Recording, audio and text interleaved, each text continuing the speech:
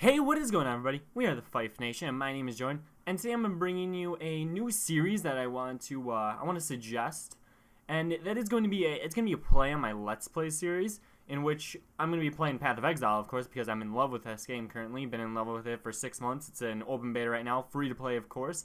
If you haven't checked it out already, I highly recommend checking it out. pathofexile.com. You do need okay computer specs to run it because the code isn't quite optimized, but aside from that, it is a great and fantastic game. But okay, on to the purpose of this video. So, like I was saying, this series I plan on doing is going to be a play on my Let's Play series in which I am going to create a build. Actually, I have one here prepared, and I am going to play it up until right about level 70. And the first video will be from 1 to 20. Of course, you won't actually see me like leveling from 1 to 20 because that would just be dirt boring. That would be terrible to watch. It would also be really not fun to commentate over because that might take an hour-ish. But I will, at the end, every 20 levels or 10 levels after 20, I'll be doing every 10 levels. I'll be describing the pros and the cons of the build so far and what I like about it and what I don't like about it. It could be the hardships I'm going through, or it could be, hey, I just reached a milestone. This build is really great right now. This great build is amazing at this level. But, you know, at this level, this is when it starts to get really hard. And so the build I have today is I'm starting out with a Shadow. Now, the Shadow is going to be a bow user because I'm in love with bow. I love using the bow. I love using bow attacks. I tried out EK, and I really like that. I actually tried out an Eldritch Battery EK build, and that's kind of inspiring. Along with other builds that I've been researching, this build is inspired from that. So this build is also going to be using Ice Shot, just because I think Lightning Arrow is incredibly overrated, and that is pretty much the only reason why. I also want this build to be very, very good with solo play. So I don't like to play with people. It's not that I don't like to play with people. It's just that I have nobody to play with, so I generally play solo. So I want this build to work well playing solo. So that being said, I'm going to be using Ice Shot, and because playing solo, gotta have as many auras as you can possibly have running, I'm going to be using Eldritch Battery. Okay, cool. Eldritch Battery is my only really big keystone passive, which is kind of good because I'll probably get Eldritch Battery right around level 35-ish. Right after I go ahead and I get, actually it might be a little bit before, or I might, while leveling, I'll just go up here and around and grab Inner Force, and then from there I can do that stuff, what I want to do up here, and then of course just respec into points. That's of course, for this of course is going to be when I'm playing this actual game. So I'm going to be using Ice Shot, going to be using Eldritch Battery, running as many auras as I possibly can. I am also grabbing the passive Freeze node. Okay, so whenever I actually hit an enemy with my Ice Arrow, or my Ice Shot rather, it will have a 5% chance of freezing them, which is very, very nice, because if an enemy gets frozen, it won't move, and you're pretty safe at that point.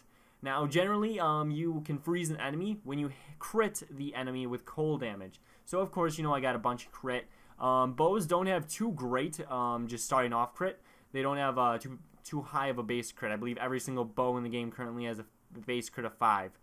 But, as you can see from the offline skill calculator, which I've used in other videos, it's really an amazing tool, I have a base percentage of, well, through these passives, I have a 230% increased critical strike chance. So that means that with no gear, with no crit on gear, which I believe you can get up to 130% on gear maximum, with no crit on gear, I have roughly a 15-17% chance to crit with a bow. So I'll have these are definite rolls, so it would be like, okay, 5% chance to freeze the enemy, and then a 17% chance to crit the enemy, and then of course freeze them. So playing off of the cold, I went up here and I grabbed a few cold passives. So these will increase the duration of the freeze. I believe that the freeze duration is based on how much damage you do versus how much the life the enemy has. So after the enemy becomes unfrozen, they will become chilled, which means they're very, very slow. And this also plays off of Ice Shot because Ice Shot leaves in its path right behind the enemy a patch of ice ground, which mobs move very slow on it, which doesn't make quite sense to me because they would speed up. But because they would normally speed up because ice is slippery, yeah.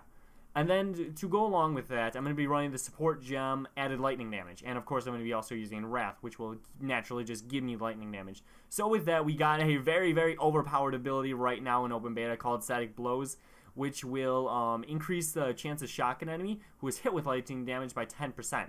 Now, grabbing these 2 nodes, it'll be 20% chance base if I crit an enemy with or even if I don't crit an enemy with Ice Shot because of the added lightning damage and Wrath, of course. So I effectively just went down here. I kind of went into the Witch nodes, and I got some more Energy Shield, which will increase my mana, which means I can probably run more auras. I'll probably have to link at least one aura that is not percentage based to a Blood Magic gem, just so it can run off of my life. I actually don't have too much life here. I've only got 220% life. I'm going to be continuing this build even if I die in hardcore, so it's not really too much to worry about. I'll just make note, hey, I died. This is why I died. This is the reason why I died with this build, etc. Okay, so of course we went into the Templar tree because Templars have great resistances down here. I believe I got 20% resist down here. And these 2 nodes, this will reduce the mana cost of all spells by 10%, which is actually very nice because we'll have a very limited mana pool. Okay, cool. And then, of course, I just got a bunch of life. Because you know what? Why not? Okay, guys. So I'm going to leave a link to this build in the description. Another reason why I like this is because you can just get a straight up link to this build. And I'm going to put in this post in the description. And if you can adjust this build, you know what? Like, say, like, hey, if you get rid of these 3 nodes right here, you can put them over here. And you can get 1% more X. I don't know. Play around with this build. Tell me what you think about it. Tell me what you like. Tell me what you don't like about it. And share your opinion. I'll probably be releasing this video. Well, this video will go up today. But the 1 to 20 video will probably be up in maybe 2 or 3 days, depending when I get the jump on it. I'll be doing a lot on the weekend because that's when I play a ton of Path of Exile. During the weekday, I find myself with not enough time to play. But weekend, yeah, no, it's non-stop. It's like a Path of Exile coma. But alright guys, I hope you enjoyed this video. I hope you enjoyed this series that I am doing. If you have any questions, feel free to link in them or ask them in the comment down below. And subscribe if you are new. Alright guys, I'll see you all next time. Peace out.